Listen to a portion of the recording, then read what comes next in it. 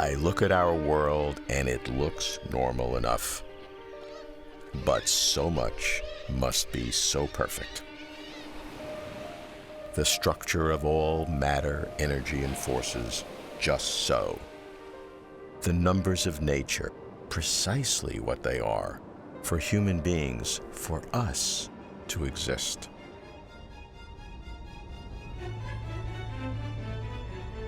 How could such fine-tuned perfection be? Theologians say God did it. Scientists say there are multiple universes, so many in fact, that even by chance, anything could happen, including us. Why a fine-tuned universe? Something called the Theanthropic Principle may explain it. I'm Robert Lawrence Kuhn, and this is my journey to find out how.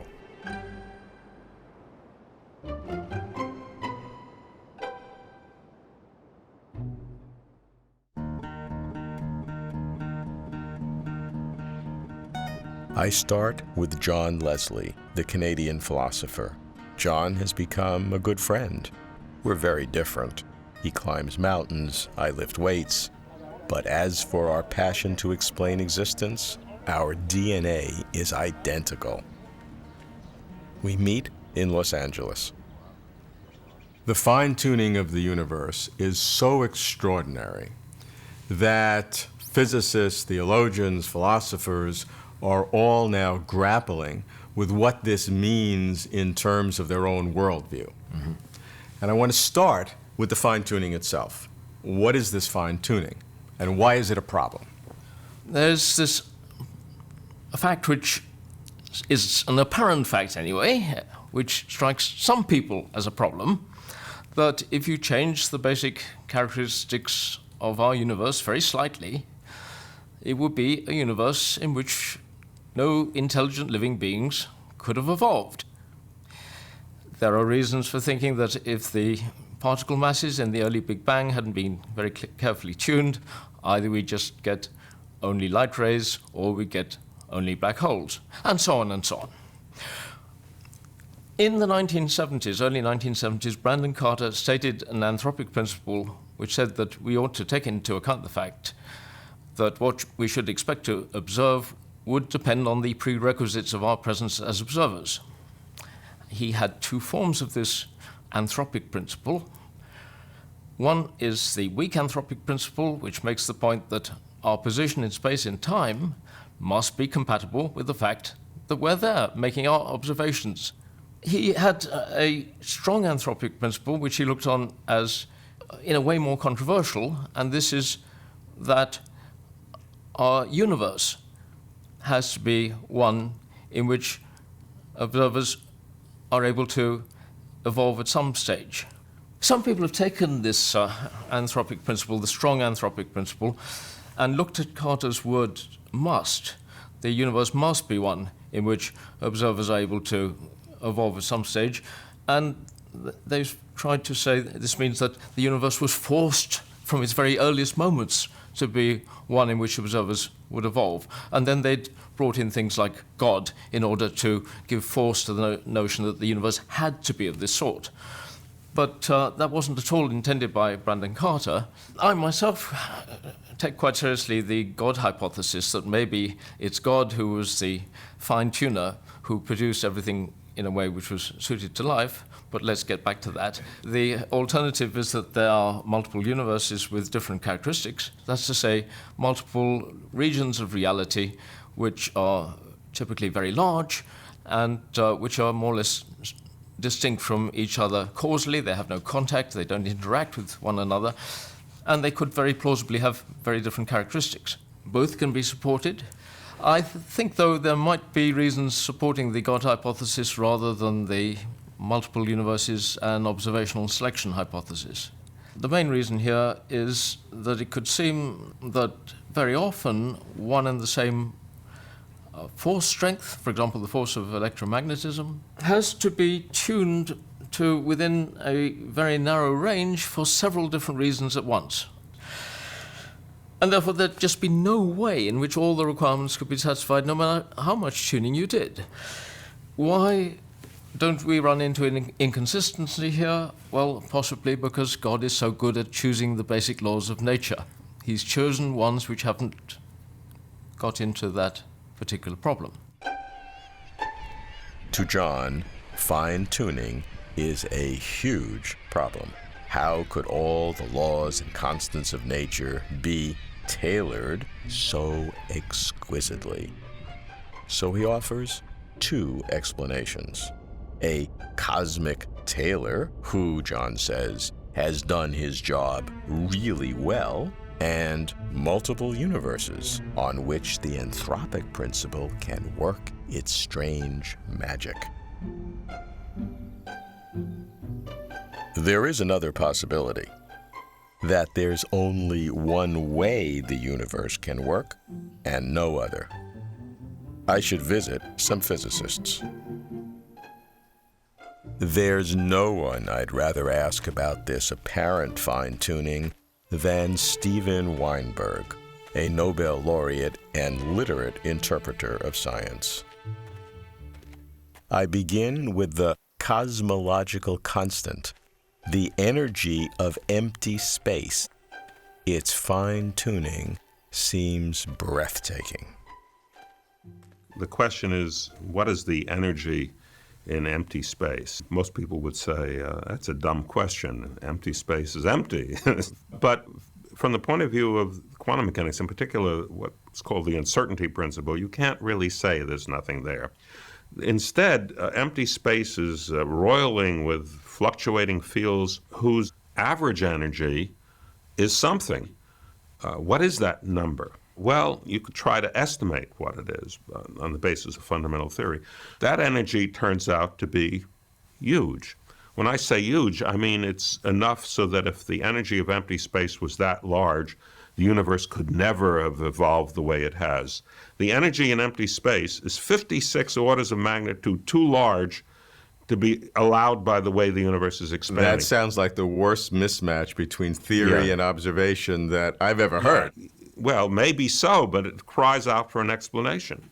Why is that constant what it is? So, people have talked about a way to explain this, and there's a principle that floats around called the Theanthropic Principle. Yeah. What's your understanding of that? Well, the Theanthropic Principle, stated boldly, is that things are the way they are because otherwise we wouldn't be here, and that, which sounds sort of nonsensical and trivial. Yeah, well, either trivial or nonsensical. If you say trivial in the sense that you just take the fact that we're here as an experimental fact, that's trivial. If you say that we take the fact that we're here as an explanation of why things are the way they are, not just as a casual observation, then it sounds nonsensical or it sounds religious or something. The Theanthropic Principle to me makes sense only if there are a vast number of, quote, universes, of big bangs, or some not so big, some where the universe goes through its life cycle very briefly, in some sense, perhaps located at different points in space or at different eras in time or different parts of the quantum mechanical wave function of the universe. But in some sense, what we usually call the universe is just one episode, one part of a much larger multiverse in which various constants, including the energy in empty space, vary from, quote, universe to universe. In that case, it is natural that we will be only in the kind of universe which could support life.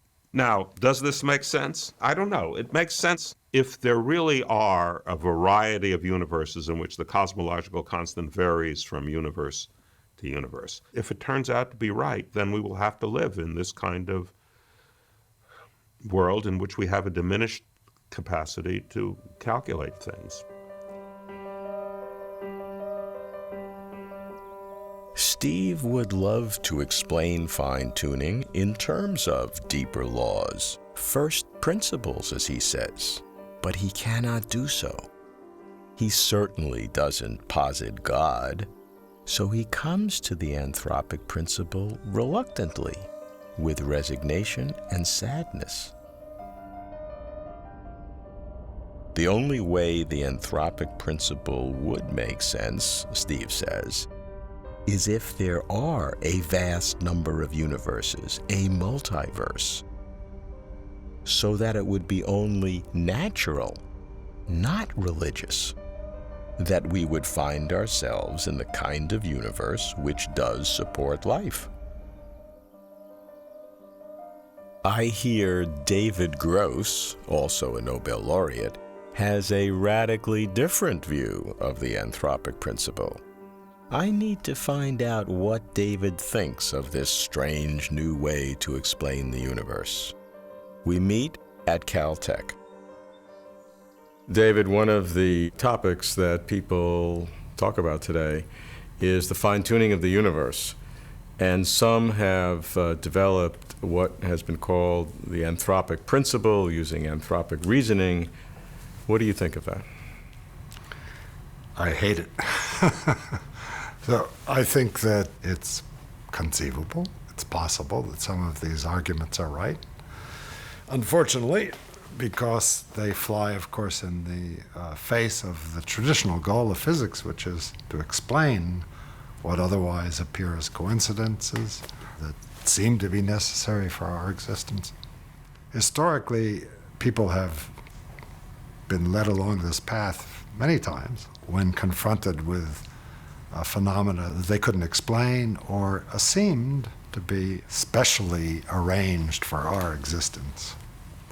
And so far, as we've gained understanding, those coincidences turn out to be quite explainable.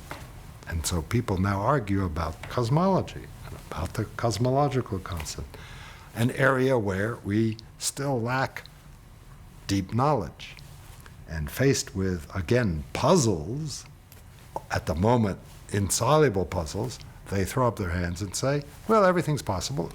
Is the alternative only this?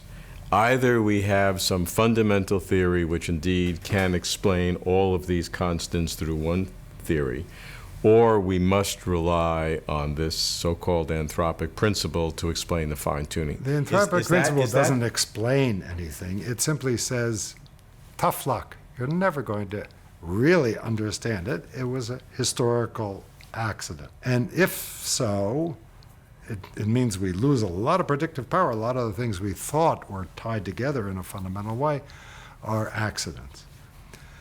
I still have hope of calculating the fine structure constant and even the cosmological constant. I know very well the theoretical basis for the models that might make this possibility rational, and I think they're far from trustworthy at the moment, and one shouldn't give up. Don't give up, David admonishes his fellow scientists. Keep searching for a fundamental theory that can explain fine-tuning, show how the universe could exist only one way. Admirable, but here's my problem. Even if we do find that the universe could exist only one way, why should that one way be so hospitable to life? Perhaps God did it. That's the common belief. Perhaps a transcendent, omnipotent being designed the universe. Does fine-tuning suggest a creator? I put the question to John Polkinghorne, a theoretical physicist from the UK who became an Anglican priest. Today, he seeks harmony between science and religion. I meet John in the chapel of Queen's College in Cambridge. John, the fine-tuning of this universe, the so-called anthropic principle, has really become hot. Everybody is involved now. Why is that the case?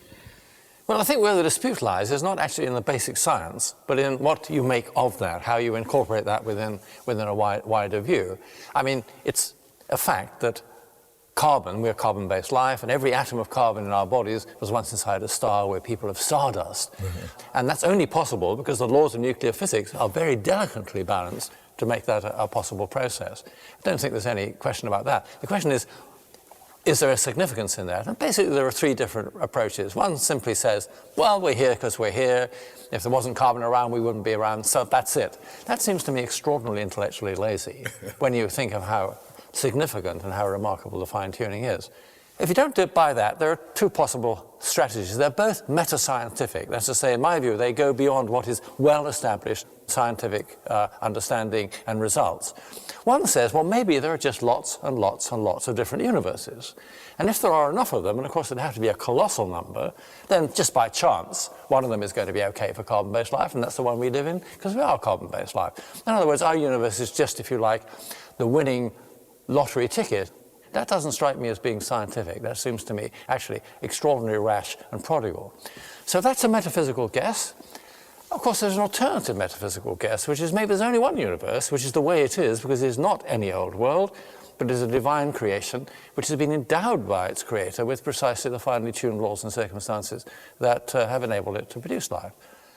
And those are theories on the same level. It isn't that the multiverse people are scientific and the religious people are superstitious. They're both going beyond science itself.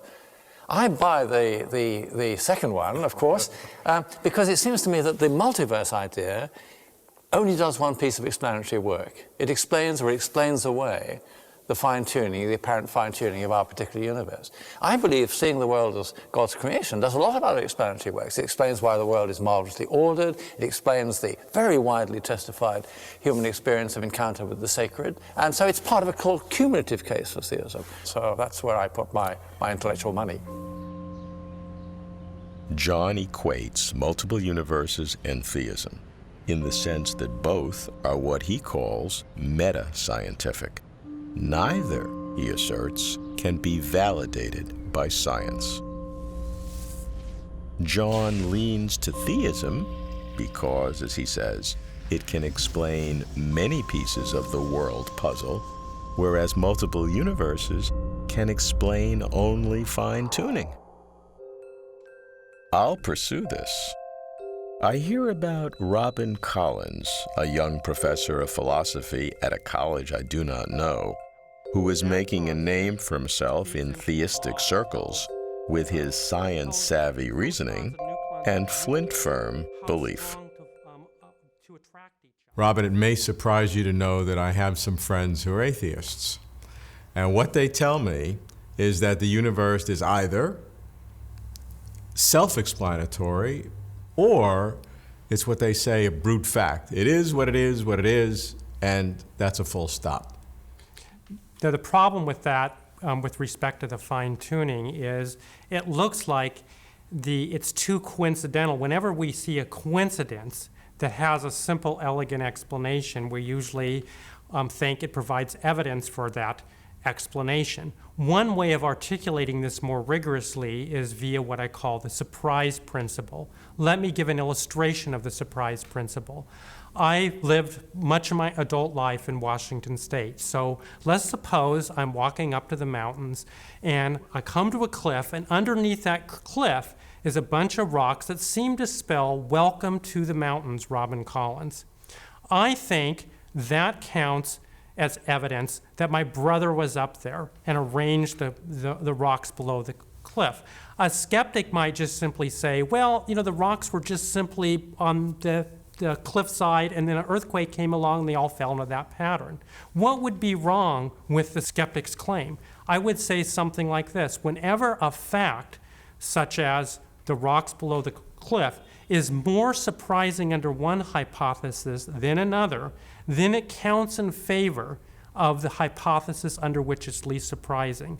Under my brother in the mountains hypothesis, it's not surprising at all that there would be these rocks arranged in this way. But it would be hugely surprising, hugely unexpected for all the rocks to be arranged in just the right way so that an earthquake occurred and they would spell this. So now let's apply that to the universe. All the conditions of the universe are arranged just right, just like the rocks below the cliff, for conscious, intelligent beings to occur. That would be very unexpected under atheism. Why would the universe have that arrangement versus all the other possible arrangements in which no life occurs? It's not surprising at all under theism. An all-good God, we might very well expect such a being to create a universe where conscious, intelligent beings could arise.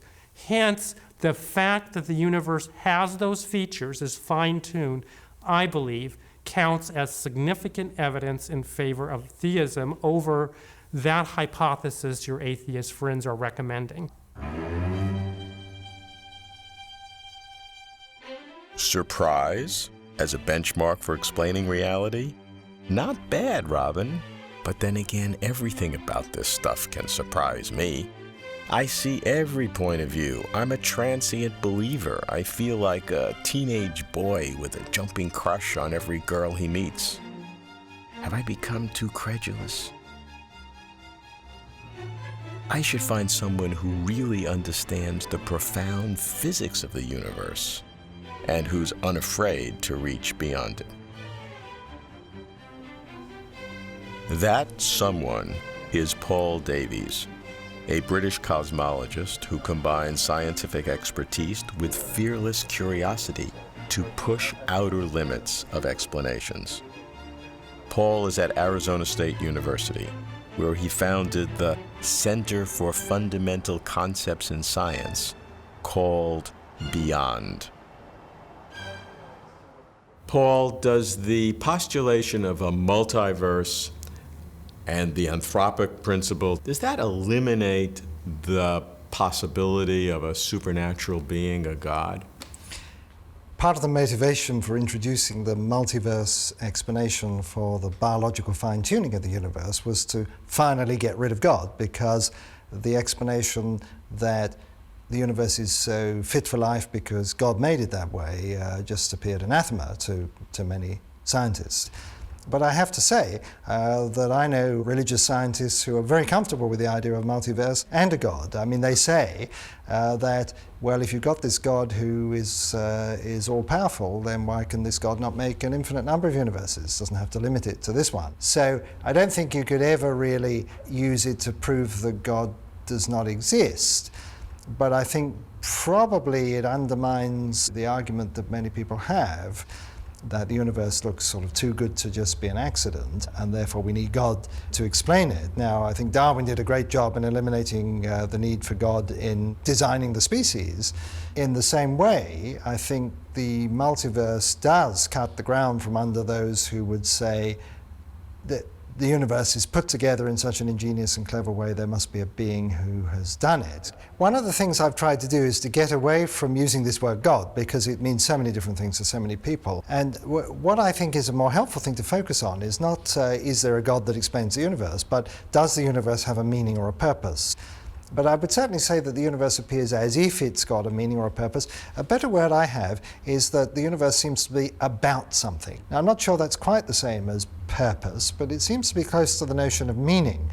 So we find meaning in the universe. Science is, after all, an exercise in uncovering what's going on. But why does it have to make sense? I mean, some people... Well, it doesn't have to make sense, but I mean, it does seem to make sense. And most physicists, even the most strongly atheistic physicists, expect it to make sense to them. They, as an act of faith, they believe that it's intelligible and beautiful. So I like to say, not so much, well, you know, there is a purposeful God who has sort of made it all, and the purpose of the universe can be seen through that theological dimension. It's more that the purposefulness or meaningfulness of the universe is inherent within it, and that we discern that through science.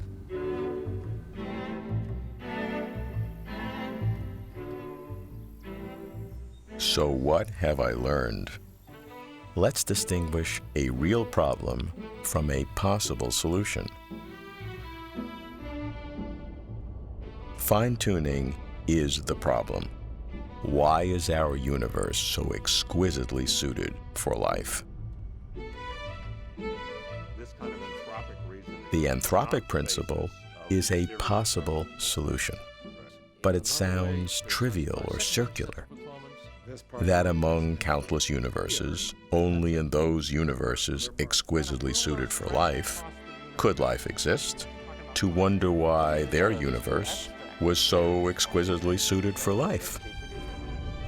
Yet there is sense and significance here. If countless universes really exist, the Theanthropic Principle explains why our universe seems so special when in fact it is not. Ironically, though, by recognizing that such breathtaking fine-tuning demands explanation, the anthropic principle may also support theological belief. God? Multiple universes? Be careful trying to get closer to truth.